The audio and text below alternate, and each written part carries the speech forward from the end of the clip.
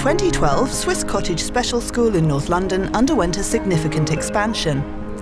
They moved into a new building, introduced a new staffing structure, and took the opportunity to rethink their approaches to curriculum and assessment. To meet the diverse needs of its children and young people, Swiss Cottage offers different curricula to different cohorts of learners. Classes with moderate difficulties follow an adapted national curriculum, while those with severe learning difficulties follow a life skills-based curriculum. We wanted to find a way of capturing significant achievement that fell outside of the national curriculum subject areas, namely in relation to life skills and personal, social, health and citizenship education. We look at a way of linking the personal learning intentions for your class to this progression planner for environmental safety. Because I think there are quite a lot of links to be made. We do BTEC Applied Science, and that has certain objectives that I can use to assess. But in terms of assessing their progress from a more holistic developmental perspective, there wasn't really anything that we could use for that. So the nice thing about the progression planners is that it fills that gap. It allows me to assess their progress in science, but also link it to all of the other areas of their development and share it with every professional who works with them and their parents. Having a look at some of the green strands and thinking about specific learners and seeing if we can maybe identify some science learning intentions that are quite personal. Straight away. In reviewing curriculum and assessment approaches, to raise the aspirations of learners and their families, Swiss Cottage school staff wanted to extend further possibilities for deep learning across the school. To do this, they found that they needed to see beyond small steps of progress and put additional systems in place to address those bigger developmental milestones which offer the greatest challenge. So we started being more concerned about big steps and working on significant developmental milestones. So rather than progress being moving from one tiny step to another, it can actually be around making progress within a single learning intention, but being more independent, being more consistent, and being able maybe to do that learning intention in different situations and with different people and for different purposes. Why do you think they have signs with pictures on rather than just words? So people to know. How does that make it easier for people to know if they've got the picture?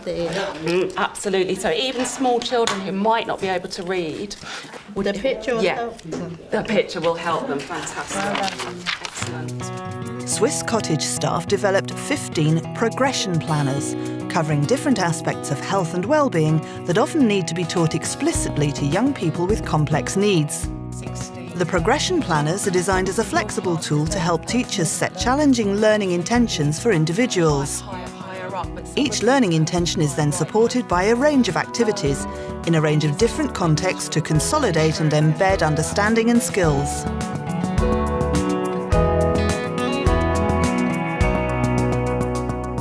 The starting point when setting learning intentions for a particular individual is always that young person or child. What are their barriers? And our progression planners help our staff to identify and work with what the barrier is that may be preventing further learning and progress or maybe impacting on overall well-being. The bigger ones can go to Andrew and the smaller ones, so the fruits, can go to Rashid, okay? Rosa Parks class are a group of students with severe learning difficulties who are currently working on internal work experience. The production line style of work that we had set up suits those students very well and encourages them to be successful for future work experience. I use the progression planners to personalise learning. So for example, when we go shopping, some of the students might be looking at remembering to get the change once they've paid for items. whereas other students might be working on learning intentions, such as recognising items within the shop that's on their shopping list. So for every student, it looks completely different and is personalised to them. So if you get these milks and you're sensible with the prices that you pay, you might get some change and then you can use it in the cafe. OK? Yeah. All right then. Personal learning intentions work on different levels. Umbrella learning intentions are very broad and general. They address the significant long-term barriers to learning and progress for each individual. Every half-term, class teachers devise a personal learning intention map for each individual in their class, which breaks down the broad umbrella learning intentions into more specific intentions that can be addressed in a shorter amount of time. So what is on your list? Brown flour. Brown flour. Stock cubes, tea bags and bread. A big box or a small box of tea bags? A small box of tea bags. A small box of tea bags. Excellent, well done. The vision is not for the learning intention to be like a box that's ticked. It's more that the learner is developing through the learning intention. With PLIM's personal learning intention maps, we've got learning intention for each area of curriculum. Whenever we see someone achieving a step towards their learning intention, we annotate it with a post-it note. Reviewing learning intentions and the progress happens every Friday during our reflection meetings with the team, when we then look at who achieved what and what else we need to put in place the following week to bring them closer to achieving other goals and targets. What's great about the learning intentions is they are very much alive. So the learning intentions go home to families, and families also work on creating situations where an individual learner can develop within a learning intention. In school, they have their lessons around sex and relationship and learn to understand about how their body is changing. I was just wondering if you could share with us some of the things that you might think important that you would like us to put in place or that you're putting in place at home. We had quite a few issues over puberty previously, and what helped really well was social stories from the AS team. Sandra and Parents are a lot more involved in the whole process. They have partnership in setting targets during education, healthcare and annual review processes. And they get copies of the learning intentions every half term so that they know what's been done in school and feedback on how they're working at home. anything that they're working on in the classroom, we can work on at home. And so everybody's got a sort of clear picture of what's happening. It makes a lot of difference that it's reinforced at home because they need that reinforcement the whole time.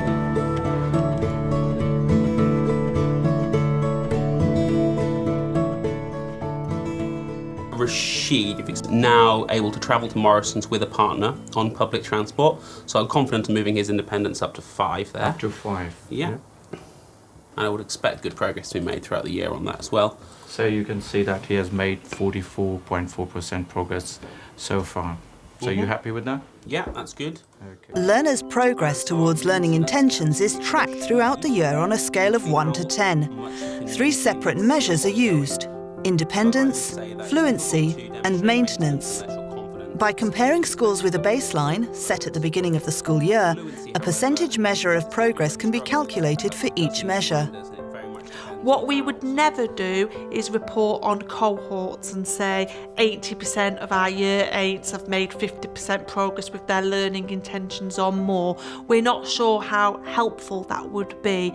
Instead, we use our tracking of personal learning intentions to populate case studies on individuals and to tell the story for those who may not be making P-level progress. The system takes the learning intention from progression planner, and over the period of 1 year, teachers can actually monitor the progress.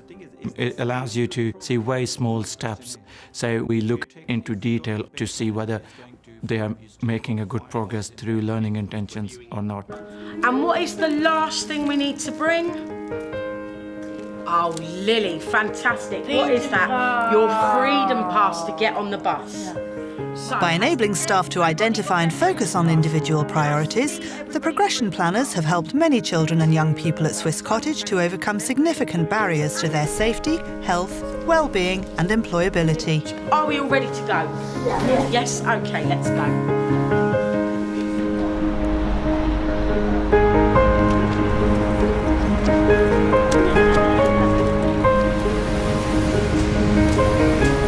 As a result, we now have young people who are independent travellers. We have got young people who are accessing work experience. We've got young people who are able to visit the dentist for the first time. All really life-changing things that may have not been possible if they were just happening in the background. To a more formal curriculum, it's totally making a difference to lives. The whole idea of the sixth form is sort of to gear them up towards independent living with a view to eventually maybe getting a job and working in the community. Angus has made huge progress and he's becoming a lot more independent. Has a long way to go yet, but there's been vast improvement.